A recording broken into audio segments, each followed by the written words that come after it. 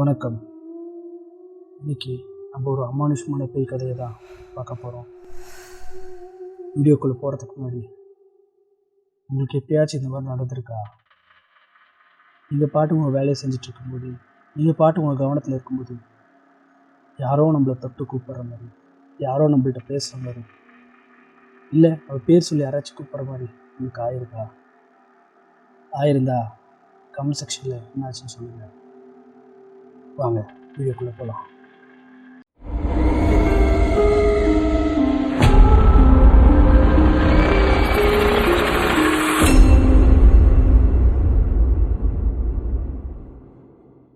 இந்த விஷயம் எங்கே நடந்திருக்குன்னு பார்த்தீங்கன்னா, ஊட்டி குண்டுல்பேட் பார்டரில் தான் இந்த விஷயம் நடந்திருக்குது. அது என்னன்னு பார்த்தீங்கன்னா, ரூம் நம்பர் 68. என்ன இந்த ரூம் நம்பர் 68ன்னு நம்ம போக பார்க்கலாம். அதாவது ஜான் அப்புறம் ஆல்பின். ஜான்ன்றது அப்பா, ஆல்பின்ன்றது பையன். ஜான் அப்புறம் ஆல்பின் இவங்க 2 பேரும் அவங்களோட காரில் ஒரு வேலை விஷயமா ஊட்டிக்கு போயிட்டுருவாங்க. பெங்களூர் மைசூர் வழியாக தான் போகிறாங்க. அப்போ குண்டுல்பேட்டை செக் போஸ்ட்டில் வந்து வண்டி நிறுத்துகிறாங்க. நிறுத்திட்டு இது வந்து நைட் டைம், இப்போ வந்து நீங்கள் இந்த ரோடை க்ராஸ் பண்ணக்கூடாது, அதனால் 5 மணிக்கு தான் செக் போஸ்ட் ஓப்பன் ஆகும், நீங்கள் அதனால் 5 மணிக்கு மேலே வாங்க, ஜான்ட்டையும் ஆல்பின்ட்டையும் செக் போஸ்ட்டில் இருக்க போலீஸ் சொல்கிறாங்க. உடனே அது பார்த்திங்கன்னா ஒரு சம்மர் வெக்கேஷன் டைம், அதனால் வந்து அந்த டைம் ரூம் வேறு கிடைக்காது. ஆனால் அந்த போலீஸ்கிட்ட வந்து இப்போ இங்கே எங்கேயாச்சும் ரூம் கிடைக்குமா அப்படின்னு கேட்டதுக்கு இல்லை அப்படின்னு சொல்லியிருக்காங்க. அதனால் சரி 2 பேர் என்ன பண்ணியிருக்காங்கன்னா, ஏதாச்சும் ரூம் நம்ம செக் பண்ணலாம் அப்படின்ட்டு ரூம் தேடி இருக்காங்க. மணி 11 தான் ஆகுது. 5 மணி வரைக்கும் அவங்க அந்த காட்டில் அவங்க நேரத்தை போக்க முடியாது. அப்போ பார்த்தா எங்கேயுமே ரூம் கிடைக்கல. அப்போது ஒரே ஒரு லாட்ஜில் மட்டும் ரூம் இருக்குன்னு ஒரு பையன் சொல்கிறான். ஆனால் அந்த ரூம் அவ்வளோ நீட்டாக இருக்காது, கொஞ்சம் ரூம் பிரச்சனை அப்படின்னு அந்த பையன் சொல்கிறான். அதுக்கு ஜான் வந்துட்டு, பிரச்சனைலாம் பரவாயில்ல, எங்களுக்கு அவ்வளோ நீட்டெலாம் தேவையில்லை, நாங்கள் காலையில் நேரமாகவே கிளம்பிடுவோம் அப்படின்னு அவங்க சொல்கிறாங்க. அதுக்கு அந்த பையன் சரின்ட்டு காசை வாங்கிட்டு, ஆனால் லெட்ஜரில் பேர் அவன் எழுதலை. ஏன் பேர் எழுதலையா, என்ட்ரி வேணாமான்னு ஜான் கேட்கும்போது, இல்லை சார், அந்த ரூம் நாங்கள் க்ளீனே பண்ணல, இப்போ அதை நான் வாடகை கூப்பிட்டானா எங்கள் ஓனர் என்ன திட்டுவார், அதனால் நான் என்ட்ரி போடலை, நீங்கள் எப்படி இருந்தாலும் தங்கிட்டு போகிறீங்களா, நீங்கள் ரெஃப்ரெஷ் ஆகிட்டு கொஞ்சம் நேரத்தில் தங்கிட்டு போயிடுங்க அப்படின்னு அவர் சொல்கிறாரு. அதுக்கு ஜானும் சரி எங்களுக்கு ஒரு பிரச்சனை இல்லை அப்படின்னு சொல்லிவிட்டு காசை கொடுத்துட்டு மேலே போகிறாங்க ரூமுக்கு. ரூமு பார்த்திங்கன்னா 4வது ஃப்ளோரில் இருக்குது. அந்த வாலெல்லாம் நெருப்பு பிடிச்சிருந்தா எப்படி இருக்கும், அந்த மாதிரி ஒரே நெருப்பு படலமாக இருக்குது. அதுக்கு ஜானும் ஆல்பினும் அந்த ரூம் பாய்கிட்ட கேட்குறாங்க, என்னது இது இப்படி இருக்குது அப்படின்னு கேட்டதுக்கு, இல்லை சார் நாங்கள் தான் சொன்னோம்ல, இதை வந்து நாங்கள் மெயின்டைன் பண்ணல, மற்றபடி ஒன்றும் இல்லை அப்படின்னு சொல்லியிருக்காங்க. சரி அப்படின்ட்டு ஜானும் ஆல்பினும் ரூம்குள்ளே போகிறாங்க. சின்ன ரூம் தான். அவங்க ரெஃப்ரெஷ் ஆகிறாங்க. அப்போது என்னன்னு தெரில, அது வந்து ஒரு சம்மர் டைம். ஆனால் அந்த ரூம் கொஞ்ச நேரத்துலேயே அவ்வளோ குளிர ஆரம்பிச்சிருச்சு. என்னது இது சம்மர் டைம் இப்படி குளிருது, ஊட்டி கூட ரீச் ஆகலையே அப்படின்னு ஆல்பின் சொல்லார். அதுக்கு ஜான் வந்து இப்படிதான் இருக்கும், அட்ஜஸ்ட் பண்ணிக்கலாம் அப்படின்ட்டு அவங்க ரெஃப்ரெஷ் ஆகி படுக்க போகிறாங்க. அது வந்து சிங்கிள் பெட் அப்படின்றதுனால அவங்க அப்பா ஜான் வந்து ஆல்பினை, நீ பெட்டு மேலே படுத்துக்கோ, நான் கீழே படுத்துக்கிறேன் அப்படின்னு சொல்லிட்டு அவர் கீழே படுக்கிறாரு. அவங்க பையன் ஆல்பின் கட்டில் மேலே படுக்கிறான். அப்போ படுத்த உடனே கொஞ்ச நேரத்துலேயே ஜான் ஆல்பினும் தூங்கிடுறாங்க. ஆனால் ஆல்பினுக்கு மட்டும் ஏதோ விதமான டிஸ்டர்பன்ஸ். அது ஆல்பினுக்கு சொல்ல தெரில. கொஞ்ச நேரத்தில் எந்திரிச்சிட்டு இன்னும் இது ஒரு மாதிரி இருக்குன்னு அவன் யோசிக்கிறான். சரி புது இடம்ன்றனால தூக்க வரலையாட்டதுன்னு ஆல்பின் அவன் ஃபோன் எடுத்து கொஞ்ச நேரம் பார்க்க அனுப்புகிறான். அப்போது ஃபோனில் பார்த்தீங்கன்னா சம்மந்தமே நம்ம திடீர்னு பேரனாமல் ஆக்டிவிட்டீஸ் வீடியோஸ் வந்து அவன் ஃபோனில் வருது. இந்த இடத்துல நம்ம பார்த்தா பயந்துக்கோன்ட்டு அவன் அதை பாதிலேயே ஆஃப் பண்ணிவிட்டு வச்சிட்றான்.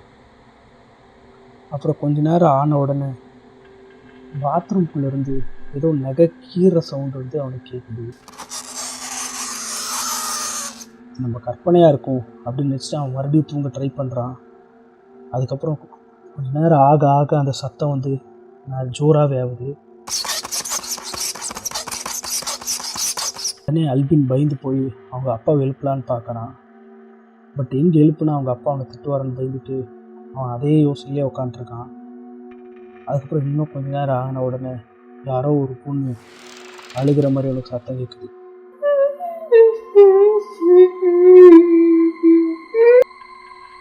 அதை கேட்ட ஆல்பின் கொஞ்ச நேரத்தில் பயந்துட்டு இந்த பாத்ரூம் கிட்ட போகிறான். பார்த்தா அந்த நகைக்கிற சவுண்ட் அதிகமாக கேட்குது. உடனே கதவை திறந்து போய் பார்த்தா யாருமே இல்லை. உடனே ஆல்பின் சரி நம்ம கற்பனை தான் அப்படின்ட்டு வந்துட்டு மறுபடியும் பெட்டில் படுக்கிறான். அப்போ பார்த்தீங்கன்னா மறுபடியும் அந்த பொண்ணோட அழுக்குறை அதிகமாக கேட்குது.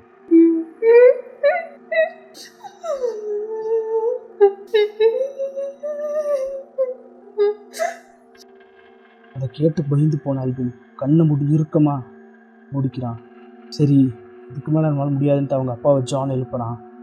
எழுப்பிட்டு அப்பா ஏதோ ஒரு பொண்ணு அழுகிற குரல் ஒன்று கேட்குதா அப்படின்னு கேட்குறான். அதுக்கு ஜான் வந்து அதெல்லாம் ஒன்றும் இல்லை, நீ கண்டதை ஃபோனில் பார்த்துருப்ப அப்படின்ட்டு அவரோட பைபிள் எடுத்து அவன் தலைகணில் வச்சுட்டு படுக்க சொல்கிறாரு. அதை வச்சுட்டு படுத்த கொஞ்ச நேரத்துலேயே அவனுக்கு தூக்கம் வருது. ஆனால் கொஞ்ச நேரம் ஆன உடனே யாரோ அவன் மேலே ஏறி குதித்து அவன் கழுத்தை பிடிச்சி நெருக்கிற மாதிரி ஆல்பினுக்கு ஒரு ஃபீலாக இருக்குது. அவனால் அவன் கை கால் எதுவுமே அசைக்க முடியல, ஏன் அவனால் பேசக்கூட முடியல. அப்படி ஆன உடனே அவனால் முடியாமல் மூச்சு திணறி எந்திரிக்கிறான்.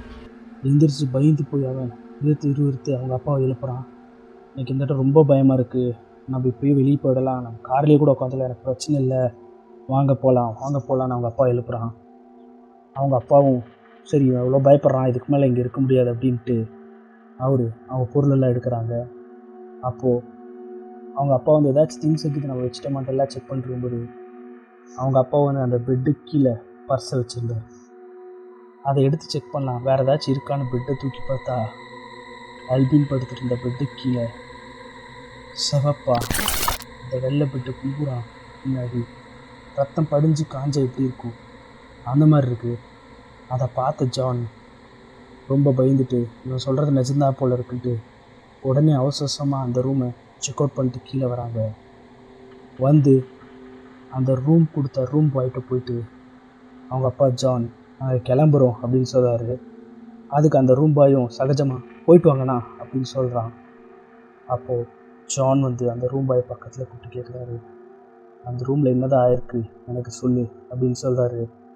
அதுக்கு அந்த ரூம் பாய் அதெல்லாம் ஒன்றும் இல்லைண்ணா, அங்கெல்லாம் ஒன்றும் இல்லை, நீங்கள் ஏதோ நினச்சி பயந்துட்டுருப்பீங்க அப்படின்னு நின்று முழுங்கண்ணா.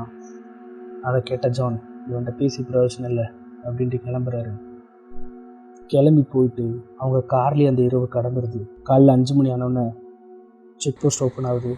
ஜானும் ஆல்பினும் ஊட்டிக்கு போகிறாங்க.